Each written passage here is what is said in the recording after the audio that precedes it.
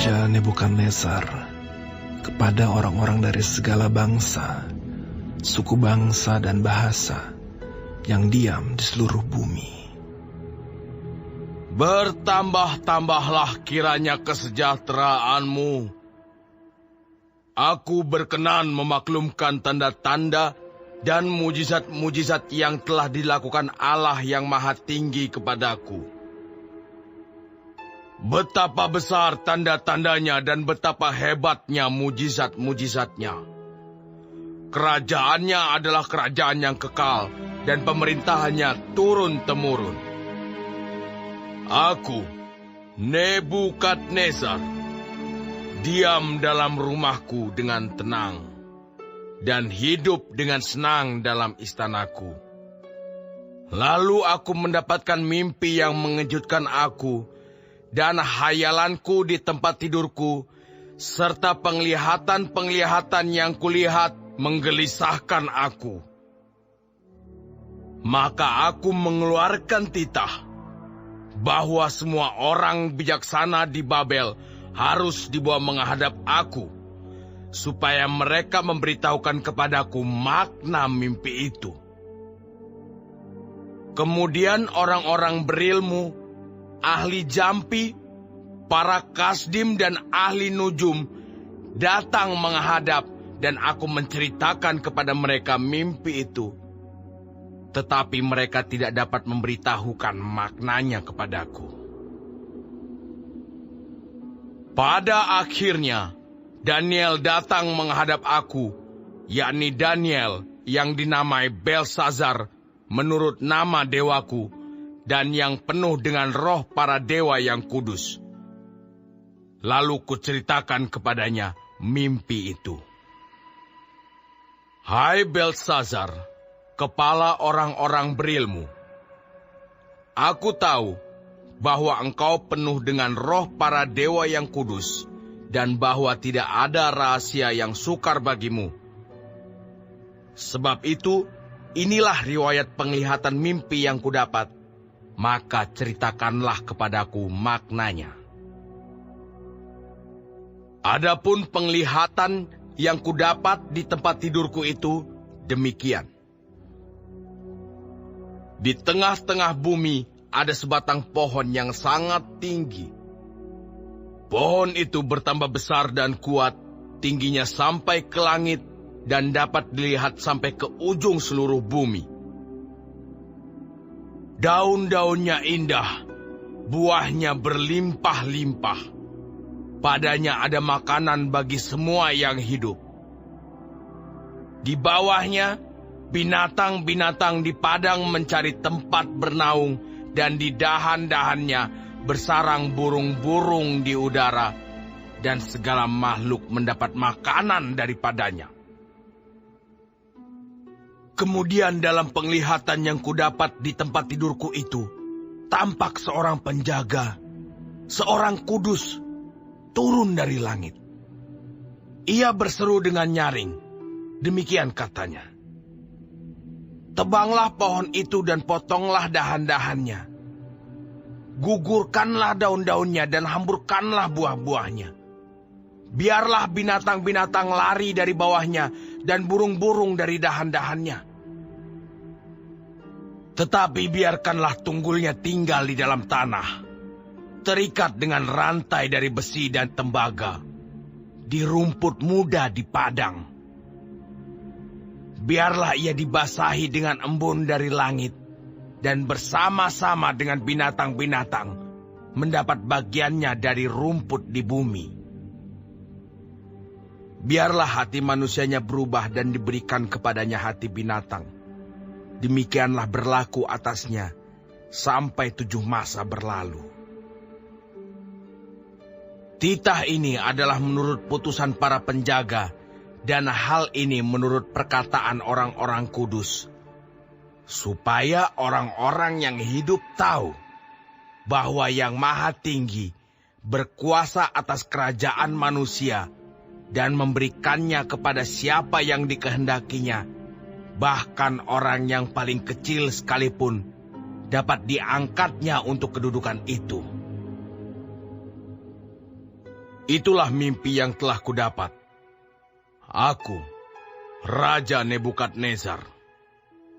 Sekarang engkau, Beltsazar, katakanlah kepadaku maknanya, sebab semua orang bijaksana dari kerajaanku tidak dapat memberitahukan maknanya kepadaku. Tetapi engkaulah yang sanggup, karena engkau penuh dengan roh para dewa yang kudus. Lalu berdirilah Daniel, yang namanya Beltsazar.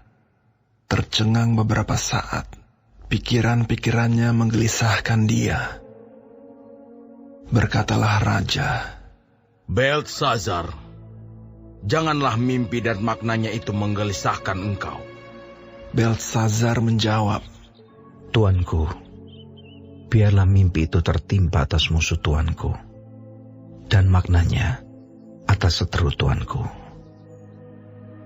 Pohon yang Tuanku lihat itu, yang bertambah besar dan kuat, yang tingginya sampai ke langit, dan yang terlihat sampai ke seluruh bumi, yang daun-daunnya indah, dan buahnya berlimpah-limpah, dan padanya ada makanan bagi semua yang hidup, yang di bawahnya ada binatang-binatang di padang, dan di dahan-dahannya bersarang burung-burung di udara. Tuankulah itu, ya Raja. Tuanku yang telah bertambah besar dan kuat, yang kebesarannya bertambah sampai ke langit, dan yang kekuasaannya sampai ke ujung bumi. Tentang yang Tuanku Raja lihat, yakni seorang penjaga, seorang kudus yang turun dari langit, sambil berkata, Tebanglah pohon ini, dan binasakanlah dia. Tetapi biarkanlah tunggulnya ada di dalam tanah, terikat dengan rantai dari besi dan tembaga, di rumputmu dari padang, dan biarlah ia dibasahi dengan embun dari langit, dan mendapat bagiannya bersama-sama dengan binatang-binatang di padang, hingga sudah berlaku yang demikian atasnya, sampai 7 masa berlalu. Inilah maknanya, ya Raja. Dan inilah putusan yang maha tinggi mengenai Tuanku Raja. Tuanku akan dihalau dari antara manusia, dan tempat tinggal Tuanku akan ada di antara binatang-binatang di padang. Kepada Tuanku akan diberikan makanan rumput, seperti kepada lembu. Dan Tuanku akan dibasahi dengan embun dari langit. Dan demikianlah akan berlaku atas Tuanku sampai 7 masa berlalu, hingga Tuanku mengakui bahwa yang maha tinggi berkuasa atas kerajaan manusia dan memberikannya kepada siapa yang dikehendakinya. Yang dikatakan tentang membiarkan tunggul pohon itu berarti kerajaan Tuanku akan kembali Tuanku pegang.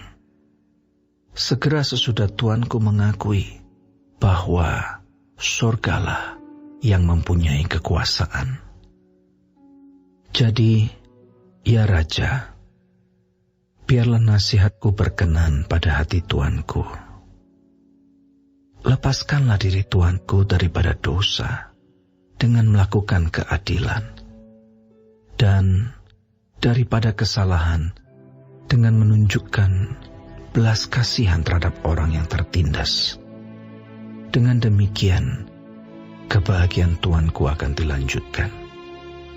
Semuanya itu terjadi atas Raja Nebukadnezar. Sebab setelah lewat 12 bulan, ketika ia sedang berjalan-jalan di atas istana raja di Babel, berkatalah raja, Bukankah itu Babel yang besar itu, yang dengan kekuatan kuasaku dan untuk kemuliaan kebesaranku, telah kubangun menjadi kota kerajaan? Raja belum habis bicara, ketika suatu suara terdengar dari langit. Kepadamu dinyatakan, ya Raja Nebukadnezar, bahwa kerajaan telah beralih daripadamu. engkau akan dihalau dari antara manusia, dan tempat tinggalmu akan ada di antara binatang-binatang di padang. Kepadamu akan diberikan makanan rumput seperti kepada lembu, dan demikianlah akan berlaku atasmu sampai 7 masa berlalu, hingga engkau mengakui bahwa Yang Maha Tinggi berkuasa atas kerajaan manusia dan memberikannya kepada siapa yang dikehendakinya. Pada saat itu juga terlaksanalah perkataan itu atas Nebukadnezar, dan ia dihalau dari antara manusia dan makan rumput seperti lembu, dan tubuhnya basah oleh embun dari langit, sampai rambutnya menjadi panjang seperti bulu burung Raja Wali, dan kukunya seperti kuku burung. Setelah lewat waktu yang ditentukan, aku, Nebukadnezar, menengadah ke langit, dan akal budiku kembali lagi kepadaku. Lalu aku memuji Yang Maha Tinggi, dan membesarkan dan memuliakan yang hidup kekal itu, karena kekuasaannya ialah kekuasaan yang kekal, dan kerajaannya turun-temurun. Semua penduduk bumi dianggap remeh. Ia berbuat menurut kehendaknya terhadap bala tentara langit dan penduduk bumi, dan tidak ada seorang pun yang dapat menolak tangannya dengan berkata kepadanya, "Apa yang kau buat?" Pada waktu akal budiku kembali kepadaku, kembalilah juga kepadaku kebesaran dan kemuliaanku untuk kemasyuran kerajaanku. Para menteriku dan para pembesarku menjemput aku lagi. Aku dikembalikan kepada kerajaanku, bahkan kemuliaan yang lebih besar dari dahulu diberikan kepadaku.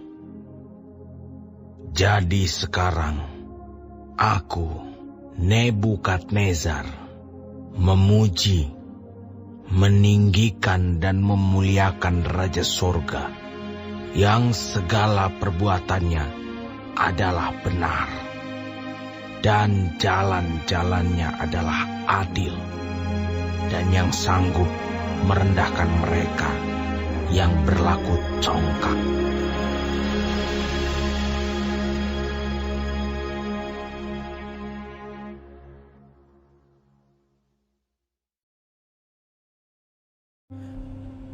Shalom saudara-saudaraku yang kekasih di dalam Tuhan Yesus Kristus. Hari ini kita mempelajari Daniel 4. Tuhan Yesus memberkati. Kali ini Raja Nebukadnezar kembali mendapat mimpi dari Tuhan, dan ia sangat gelisah untuk mengerti apa maksudnya. Tak seorang pun dari orang-orang ahli bijaksana di Babel yang dapat menjelaskan mengenai arti mimpinya. Tuhan melalui mimpi Raja Nebukadnezar ingin memberitahu dan memperingatkannya untuk rendah hati, untuk mengerti bahwa Tuhanlah yang paling berkuasa di dunia ini. Tuhan bisa atau berkuasa meninggikan dan merendahkan orang, sehingga tidak boleh ada yang menyombongkan diri, menganggap bahwa dia yang paling hebat, karena Tuhanlah pemegang otoritas di atas segala-galanya. Melalui mimpi itu, Nebukadnezar diingatkan bahwa kalau ia menyombongkan diri, ia akan dihukum Tuhan.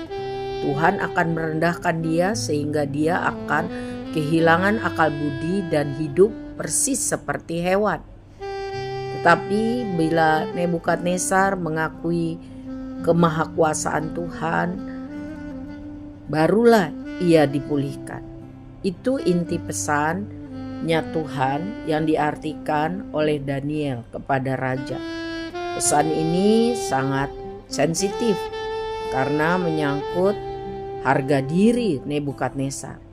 Tetapi Daniel dengan bijaksana diberikan Tuhan untuk mampu menyampaikannya, walaupun resikonya besar. Daniel menghimbau agar raja merespon positif pesan peringatan Tuhan dengan cara bertobat dari kesombongan, berlaku adil, memerintah dengan baik dan benar, serta berbelas kasihan kepada orang-orang susah, orang-orang tertindas. Saudaraku,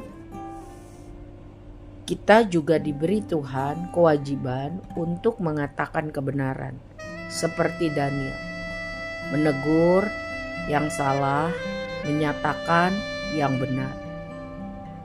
Kiranya Tuhan menolong kita dimanapun kita berada, kita bisa hidup sesuai dengan kehendak Tuhan, menyatakan kebenaran, memperingatkan orang fasik untuk bertobat.